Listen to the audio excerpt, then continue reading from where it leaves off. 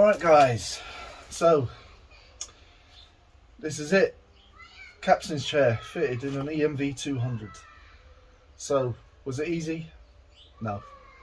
And come across a few problems on the way, especially finding out that this chair really needs a runner, otherwise you've got no leg room in the front.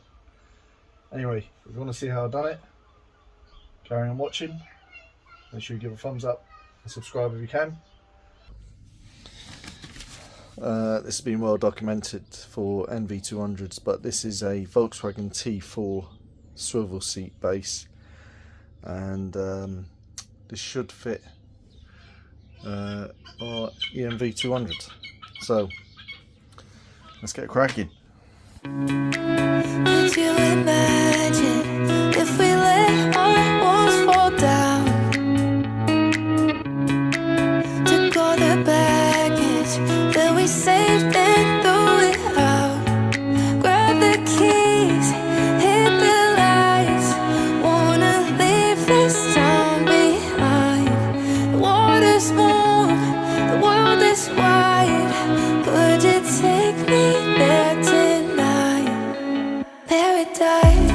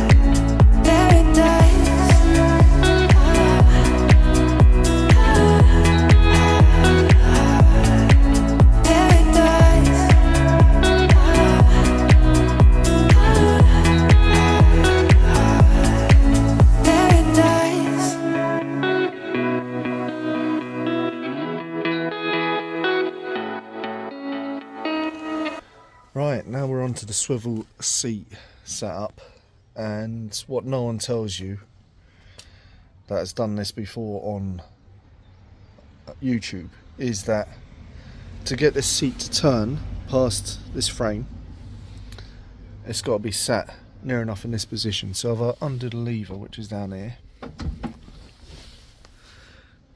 you know, I could possibly push that back half an inch.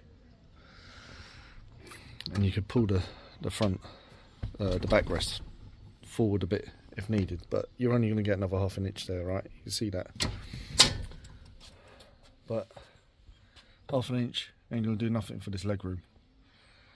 And if you can see my standard position on the driver's seat, and then you look here, you know, it's at least 3 or 4 inches in front. So the plan is to fit some runners on this seat. That is salvaged from the driver's seat that I took out yesterday, the old one, and install them on this, so hopefully that goes alright. Right, so the seat's out, and we've got the swivel plate bolted on to the main frame underneath, and this is the runner that we took off the driver's seat. So on the back of this, there's these pins, and on the front we've got these brackets that need to be either angle grinded off. Yeah, they'll have to be angle grinded off, so I need to get the bottom of that flat, so then I can bolt that onto there, and hopefully these should be a standard setup for the passenger side seat. So let's get grinding.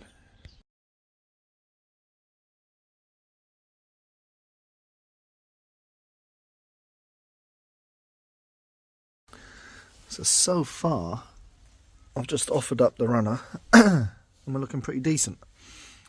There's a hole there which I need to expand to 8mm. That'll go through the plate, one on that side, and there's a hole, you can just about see it through the runner there.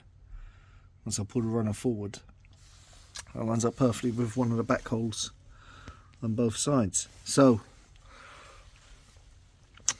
just draw these out to 8mm and we should be alright for the back ones. And then fit the runner to the seat and then bring it back and bolt it on. Fingers crossed that all goes alright. I've done the spin test and it passes in that position, so that's good. So onwards and upwards. So the passenger seat, because it doesn't have runners on it, and that's the thickness of a runner, they've put these like spaces in. And interestingly, the back one is slightly thicker than the front, and that is how it is on the runner. Once you sit the runner down, the back sits up higher than the front, so they've replicated that here.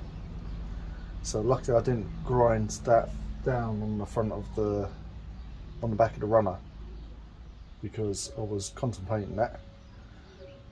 So that's all good. So anyway, these are bolted on. So there's 2, 4, 6, 8 bolts. Take them off, and then hopefully, it looks like it, we've got the exact same holes for the runners, and we can get the runner on quite easy.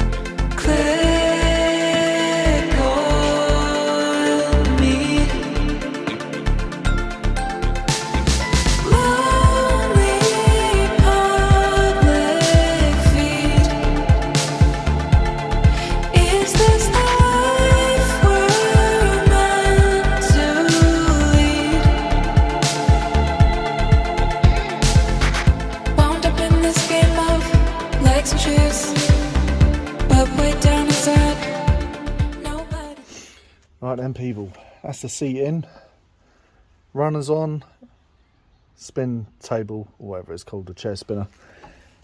Okay, so we can go back and forth.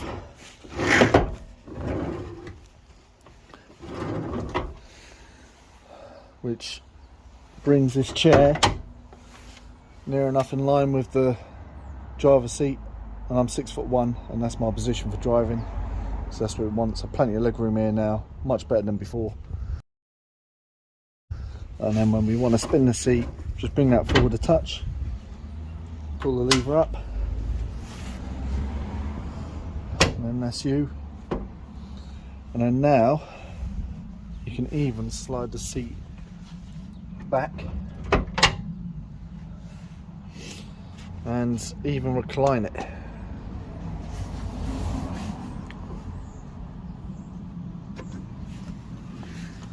So, quite a nice little lounging chair. So I've just got to put the seatbelt holder back in, and then that's another job jobbed. Alright, so if you're looking at doing one of these yourself, or even buying a camper van, NV200, personally I think you need the runners on the spinner,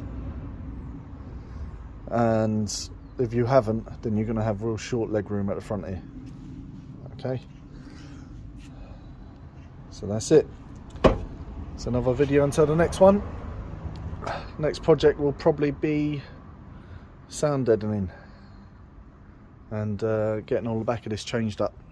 I've got all the gear, it's whether I've got an idea. See you on the next one.